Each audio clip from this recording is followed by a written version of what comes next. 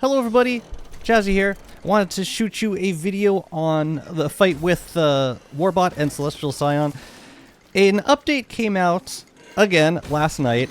I've been saying that a lot the last couple weeks. But it added an interesting change to W.A.R.B.O.T with the heat-seeking missiles. So there's actually now an additional way to avoid the heat-seeking missiles completely. I mean, like, completely negate it. The boss won't even fire them off. The trick is lowering your body temperature to below freezing. And you can do this with a couple of different ways. The easiest is to put down an ice crystallizer on the island. You can also do this with a bunch of polar lights around the island. But you see I'm starting to freeze here because of my proximity to the crystallizer. And now I'm completely frozen, and I'm going to be completely frozen for the remainder of the fight. So to combat this, I'm going to eat a jelly bean. And the healing from the jelly bean keeps up pretty well with the health loss from freezing. It's not perfect, but there are other ways we're going to be restoring our health later in the fight. Now, I was also looking for a good way to do this fight with Warley. Warley's at a couple disadvantages. The first one being healing, because you can't repeat food dishes too many times or else the healing loses its effect.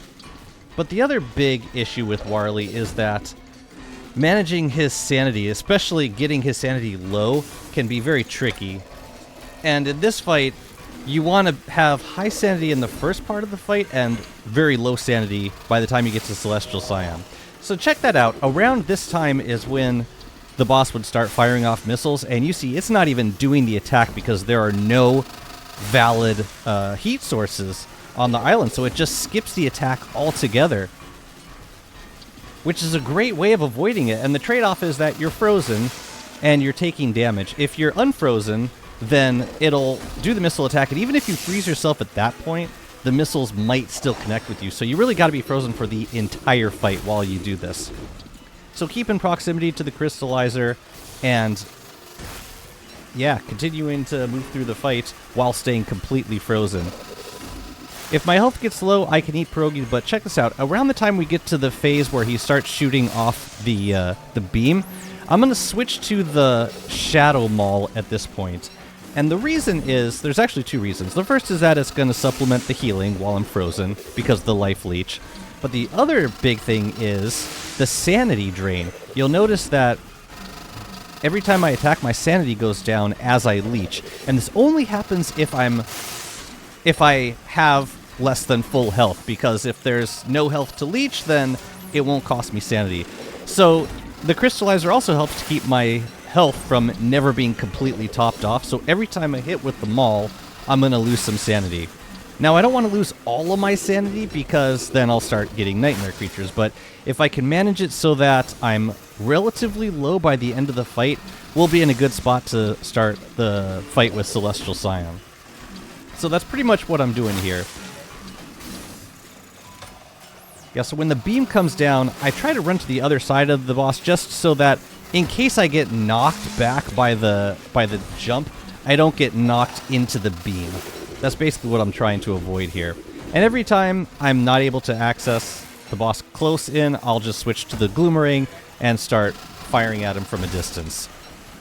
That's the basic idea of this part of the phase. You just stay frozen. You keep track of your healing. Later on, you can switch to the maul in order to keep your sanity low and your health high. Keep the beam away from the boss so that it doesn't heal him, and just keep attacking him. When he does the leap, I run directly towards him and underneath, and if he stops his movement, or if you get directly under him, he'll stop moving. Yeah, right there I did Lazy Explorer because there didn't look like there was a good place to run to because of the ads attack. So as you're pretty much at the end of the phase, our sanity is in a pretty good spot, just barely above completely insane. We're going to finish this fight. I do want to kill the first phase close to the center of the arena, so I'm going to lure him back over here in order to deal the finishing blow. And now for the second phase, I'm going to switch to a Magiluminescence. I'm going to take off the bone armor. I'm going to eat one more Volt jelly. You'll see my temperature go up just for a second because of the jelly.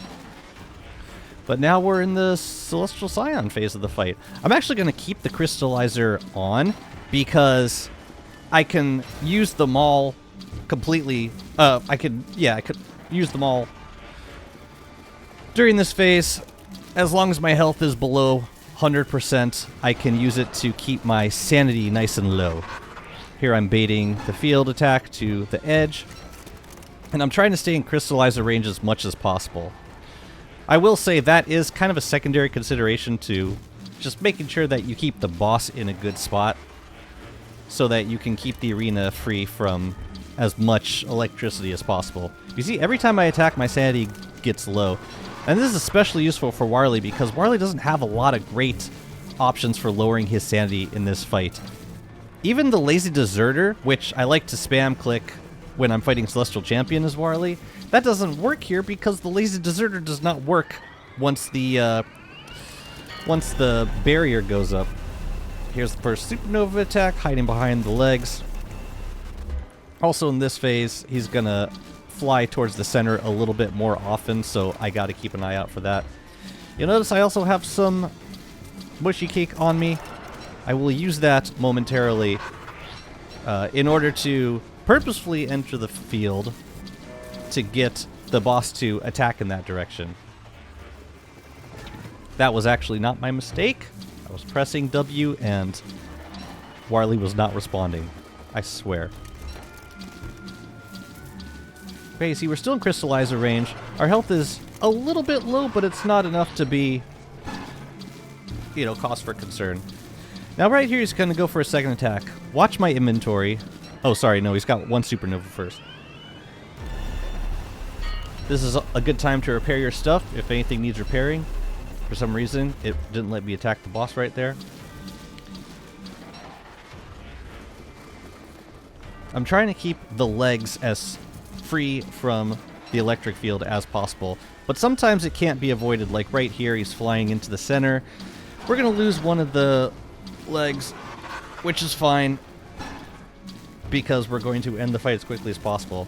You'll notice that I'm doing more damage to this phase of the boss. Oh, there goes the mushy cake. We run into the field to bait the attack in that direction. But you'll notice I'm doing more damage in this phase. Turns out, W.A.R.B.O.T has planar entity protection and damage reduction, kind of like Scrappy Werepig. It's pretty brutal of a boss. And yeah, it's been a challenge learning all the patterns of this boss. I'd put it right up there with Fuel Weaver at this point. The second phase is a little bit easier than the first phase now, but I'm really thankful that we have options other than tons of thermal stones and dwarf stars for combating those heat-seeking missiles. But yeah, that's pretty much the fight. Let me know in the comments if you have any questions. Thank you so much for watching, and yeah, great job, Clay, with this fight. I'll see you next time.